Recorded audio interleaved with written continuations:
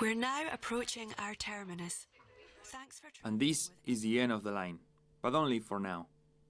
All the way from the airport through Gold Prince Street, the Edinburgh Tram last stop is York Place. But that's only for now. The City Council has approved an extension project that will take the tram lines all the way to Leith and Newhaven. But a final decision, depending on a consultation outcome, will be made next March. The total cost of the tram lines will be £165 million. I talked to Lewis Ritchie, a local independent councillor, about the impact the trams will have in the Leith community. The tram decision is something wrong. What do you think? What do you oppose? What do you think is a very bad idea?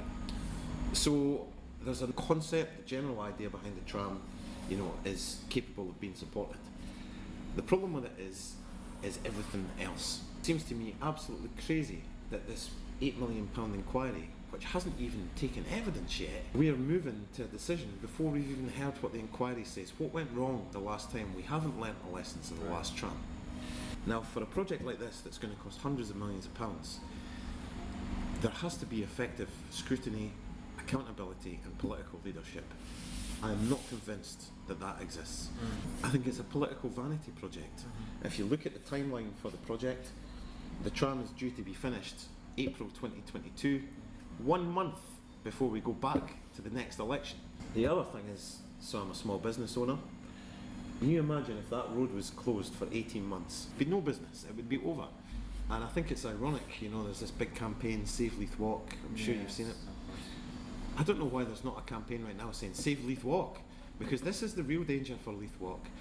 18 months that place is going to be closed. It all seems to believe that it's going to happen for sure, and they're going to first do the extension to Leith and then to Newhaven. People stand up and say that they're really not happy with this.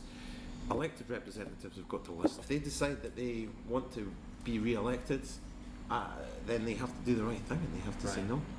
Right. But let's see what happens. Local residents from Leith and Newhaven have mixed opinions. I think a lot of businesses will close because of the work. I think it's a disgrace.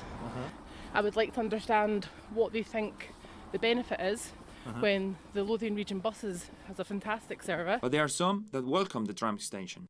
Hopefully the decision will be that they will extend it, because I think it's a good, as I say, better for the environment that have these kind of transport facilities rather than people using private transport or buses. I hope that it's going to bring more jobs.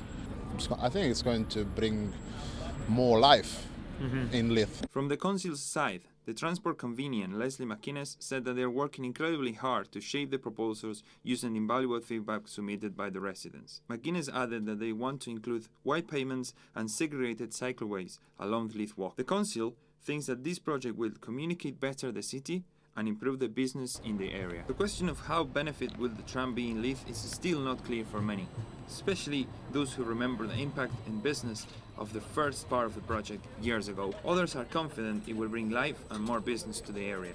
But for now, York Place is the end of the line.